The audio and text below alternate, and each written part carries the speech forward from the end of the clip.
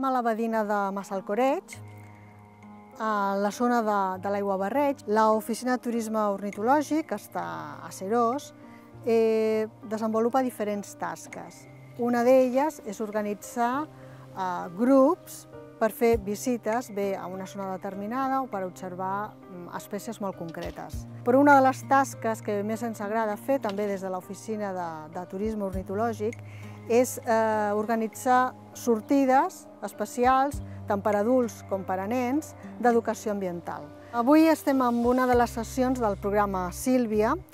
El programa Sílvia està coordinat per l'Institut Català d'Ornitologia i consisteix en fer unes determinades sessions de camp al llarg de la primavera i principis de l'estiu, i després també es repeteix a l'hivern. Penseu que aquest programa està basat en els estudis de les poblacions d'ocells, en les tendències de les seves poblacions, taxes de natalitat, taxes de mortalitat. Val la pena dir que això se repeteix de la mateixa manera en totes les estacions d'esforç constant que l'Institut Català d'Ornitologia té al voltant de tota Catalunya.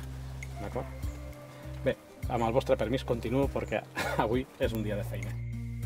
El primer que fa és identificar l'espècie, per això ho anota, i seguidament li fica una anella. Això seria una de les anelles. Penseu que la majoria dels ocells que agafa acostumen a ser ocells molt petits, entre uns 10, 12, 13 centímetres.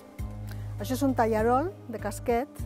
Seguidament li pren unes mesures molt concretes, especialment l'ala, la mesura total de l'ala, i com veieu ara, d'una ploma molt concreta. En aquest cas és la tercera ploma. I sempre, en tots els ocells, repeteix la mateixa tasca. El que fem és apuntar ara l'anella, en aquest cas. Aquesta anella no és més que una matrícula, és una manera d'individualitzar un ocell, un individu, de dintre de tot el col·lectiu, i el que amb les successives recaptures ens aportarà la informació que a nosaltres ens interessa.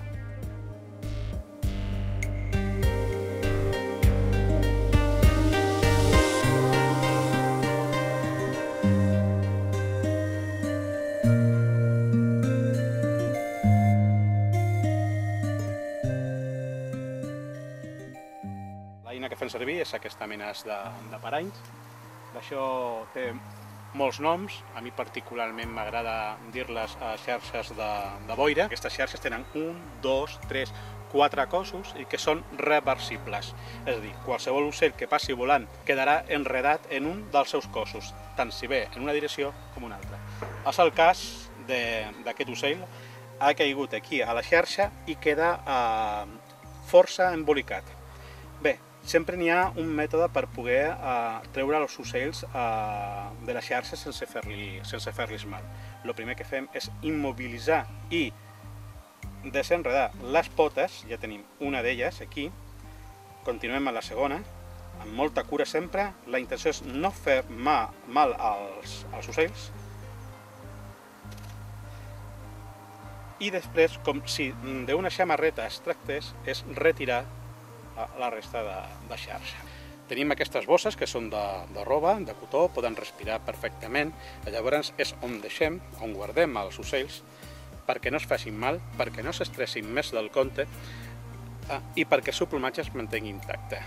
És la manera de poder fer aquesta tasca amb la màxima seguretat possible, ja que hem de tenir sempre en compte un respecte sobre aquests animals. S'ha d'entendre que en aquests mètodes d'estudi, a diferència d'un gran laboratori en què tota la informació la tenim en prestatgeries, aquí el laboratori és molt més ample, és molt més variat, va canviant en funció dels hàbitats que tenim a Catalunya, i les prestatgeries són aquest lloc on viuen els ocells. Cada ocell, depenent de l'espècie, fan servir una zona molt diferent d'aquest hàbitat. I és el que nosaltres fem, agafar aquestes mostres i a partir d'elles extreure una sèrie de dades, una sèrie d'informació que queden reflectides en unes fulles un material que està totalment estandarditzat i que perquè pugui ser útil per tothom, tots els anelladors fem servir el mateix protocol de la mateixa manera i en el mateix moment. D'aquesta manera, totes les dades que obtenim en l'anellament d'ocells poden ser comparables i és el motiu per al que aquesta feina, aquesta activitat, està donant en els darrers anys uns resultats molt interessants envers a l'ornitologia a Catalunya. De tal manera que al treballar de manera seriosa està col·locant l'ornitologia catalana a alts nivells, com ja reconeixen els propis anglesos, que se consideren una miqueta així com l'alma mater de l'ornitologia a nivell mundial.